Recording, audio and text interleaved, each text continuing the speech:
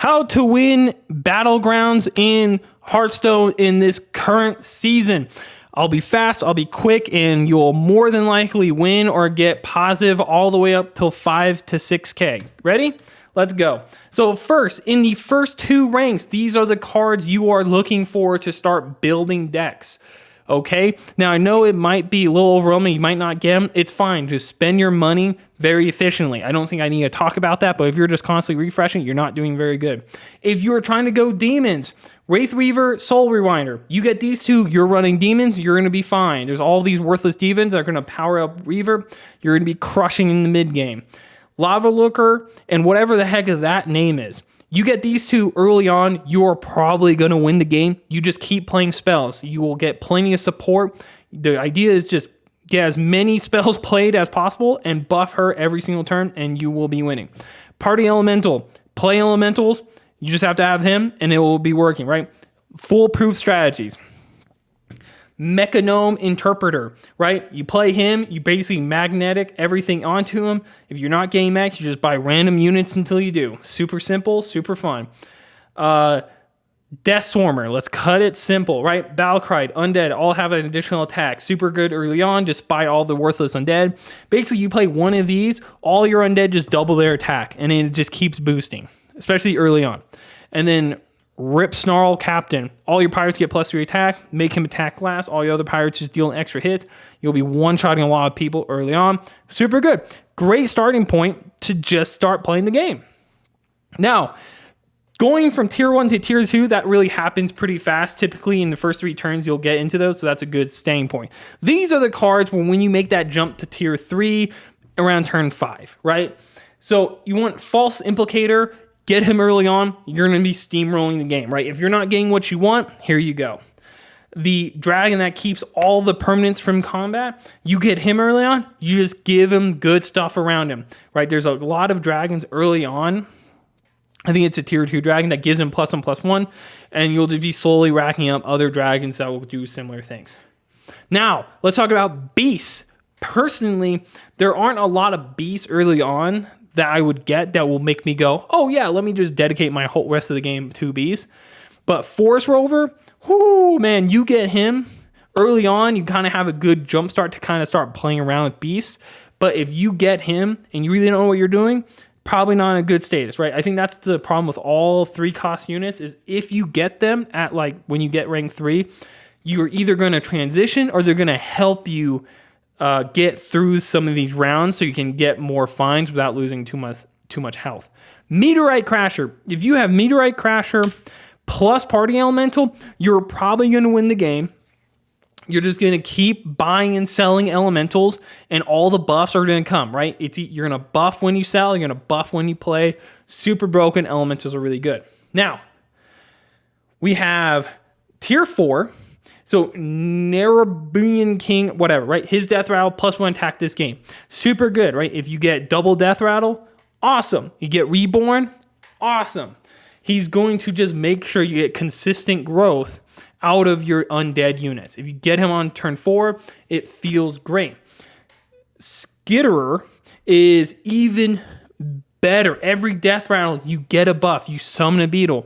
There are cards to give this Reborn. So you'll slowly make your beetles just incredibly healthy, and it sucks. It's annoying for your opponents. The dragon that has an end of a turn effect, +1/+2 for each other friendly dragon.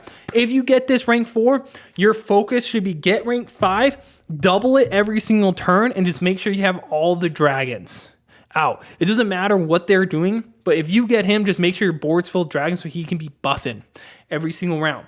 That is what's going to really carry you into tier 6. Sky Pirate Flag Bearer. If you get him, if you're running even a little bit of pirates, he's worth it to kind of transition over, right? There are plenty of cards that will buff pirates. And so having him, it's just going to give you so much more utilization of your pirates, especially when they get one-time attack bonus buffs, right?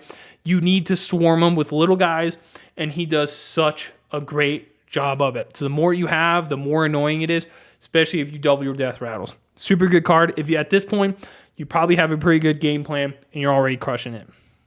Let's talk about tier 5. Now, I'll say this now. I don't really like Quill Boar. I never really liked them ever since they transitioned them. To me, end of a turn Quillbore was my favorite, but they're playing around with it too much. I don't play them a lot. I just don't really see the opportunity. But I will say, Bongo Bopper, super cool card. I love him. Super good. That's all I'm going to talk about Quillbore. If you want a Quillbore expert, talk to someone else.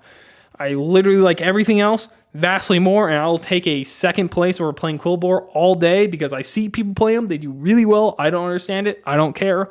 I'm playing other stuff right now. I'm trying to learn. Not the point.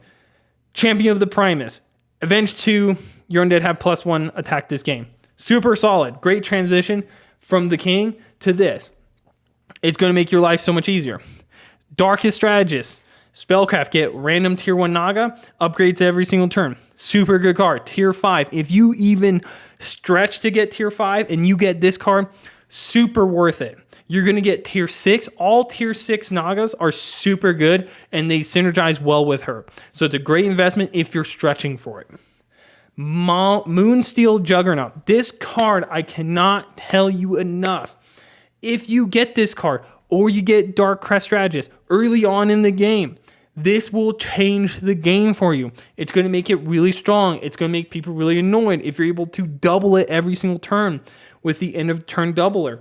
He is going to cause mayhem to the people. I would say you just need 3 turns and he will be a monolith that people are going to struggle with. Rune Prognator, I don't know. Beetle Lord is what I'm going to say. Event 4, your beetles get +2/+2 game. Super good, especially with so many beasts constantly summoning and Death Rattle someone himself. Super great card. Just like the Moonsteel and the Naga. Get him early on. You're winning the game. You got your direction. I've seen a lot of people not really utilize it because of the Avenge 4. The idea with this card is just get it out and have a lot of people die before it and just boost your beetles while you try to find good optimized cards for your strategy. And then Gentle Genie, Taunt, Battlecry, and Death Rattle, get a random elemental. Now, unless you're running elemental, it's not that good turn 5 or for a tier 5 card. However, if you are running elementals, this is a game changer. You're getting a constant flow of elementals. And if you have Moonrite, if you have Meteorite Elemental, if you have Party Elemental, if you have the Little Raj Elemental that's boosting people based on their tiers when you play them, this guy is going to help so much as every turn, just constantly supplying. Personally, I don't really play extra Death Rattle with Elementals ever. It's not really worth it, even if I have him. Just getting 1 free Elemental a turn is worth it enough for me, right? Moving on. Now, these are the tier 6. These are the tier 6 that are game-changing, right? I know there's a lot more of all these cards, but Admiral, you get her out, pirates are going off, especially with Sky Pirates.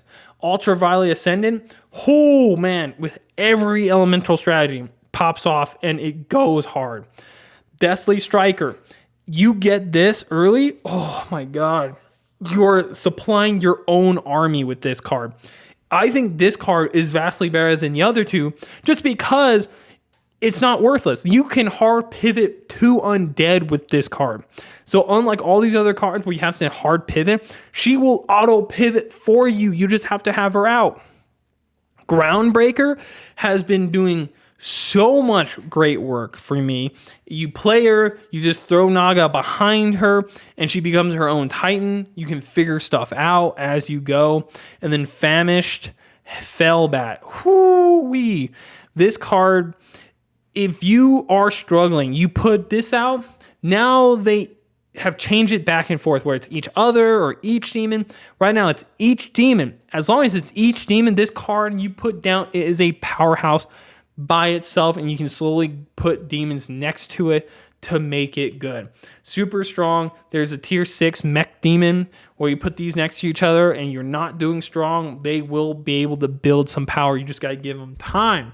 And they're an end of turn effect. So if you're really struggling, you can put out an end of turn doubler and do some great work. Now, honestly, this is a quick guide if you call 10 minutes quick, but that is just generally what I do when I play Battlegrounds, and I've climbed pretty easily, honestly, without thinking too deeply of terms of strategy, right? Because when you break it down like this, I like playing games like this in terms of just finding something early on and just trying to understand if I can continue this or pivot, right? Because if you're looking at every single possibility, you're going to be overwhelmed every single round when you only have like 3. And in like TFT, you can just buy and sell later on.